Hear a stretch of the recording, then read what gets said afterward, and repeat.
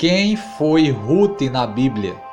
A história de Ruth é muito conhecida entre os cristãos, sobretudo por conta de sua parceria com Noemi, sua sogra, e seu casamento com Boaz, o que resultou no incrível fato de uma gentia ter se tornado uma ancestral do rei Davi e por ter sido mencionada na genealogia de Jesus.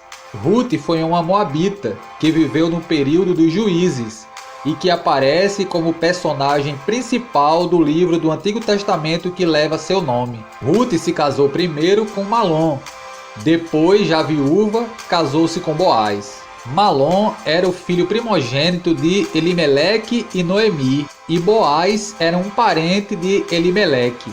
O relato bíblico nos revela que os dois filhos de Elimeleque se casaram com mulheres moabitas. Elimeleque e sua família eram israelitas vindos de Judá e partiram para Moabe durante o período de fome. Elimeleque acabou morrendo e em seguida seus dois filhos também faleceram. Com a morte do marido e dos filhos, Noemi resolveu partir rumo à sua terra natal. E com isso ela liberou suas noras a retornarem ao seu povo. Orfa, cunhada de Ruth, aproveitou a proposta e deixou Noemi, sua sogra.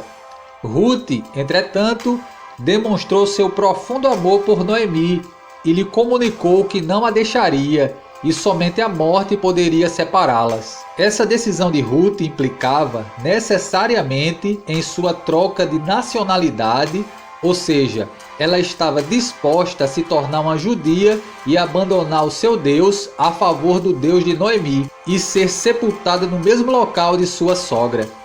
É nesse contexto que aparece o versículo mais conhecido do livro de Ruth, onde Ruth diz a Noemi: "Não me instes para que te abandone e deixes de seguir-te, porque aonde quer que tu fores, irei eu, e onde quer que pousares, ali pousarei eu.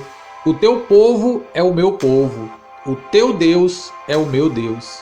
Essa declaração de Ruth contrasta nitidamente com a declaração de Noemi ao chegar a Belém, onde ela atribuiu a Deus a amargura que estava sentindo e insistiu que as mulheres lhe chamassem de Mara, que em hebraico significa amargo, ao invés de seu nome. Quando chegaram a Belém, Ruth se aproveitou da época da colheita da cevada, que precede a colheita do trigo, para conseguir um meio de sustento para ela e para sua sogra.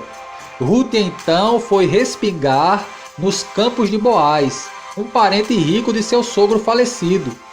Ruth demonstrou muita dedicação no que fazia, e logo Boaz ficou sabendo de sua situação e da lealdade que ela possuía para com Noemi. Boaz então lhe concedeu alguns privilégios especiais que a favoreceu durante toda a colheita da cevada e do trigo.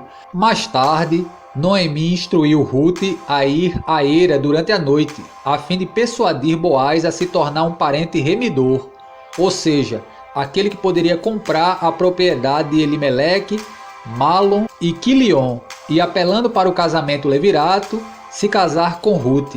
Boaz consentiu com a proposta de Ruth e a enviou de volta para casa com um presente de 6 medidas de cevada. Entretanto, havia um parente mais próximo do que Boaz, e este deveria declinar de seu direito para que Boaz pudesse casar-se com Ruth.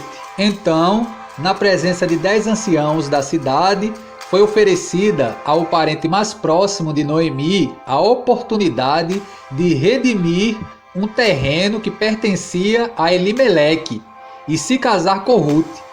Assim que esse parente desistiu de seu direito como parente remidor, Boaz voluntariamente assumiu seu lugar e seguiu o costume do casamento levirato, um estatuto presente no livro de Deuteronômio que permitia que o cunhado se casasse com a viúva de seu irmão. Vale lembrar que Boaz não era irmão de Malom, ex-marido de Ruth.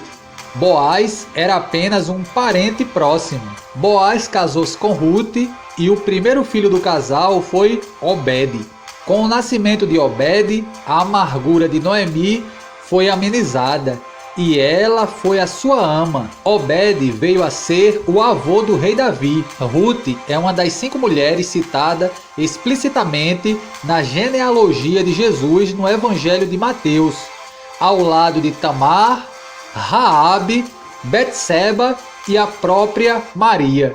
Era muito incomum que mulheres fossem citadas em genealogias no Oriente, mas essas mulheres faziam parte do propósito de Deus de enviar o Cristo. Na história de Ruth, podemos ver claramente a soberania de Deus na escolha do improvável para cumprir os seus propósitos.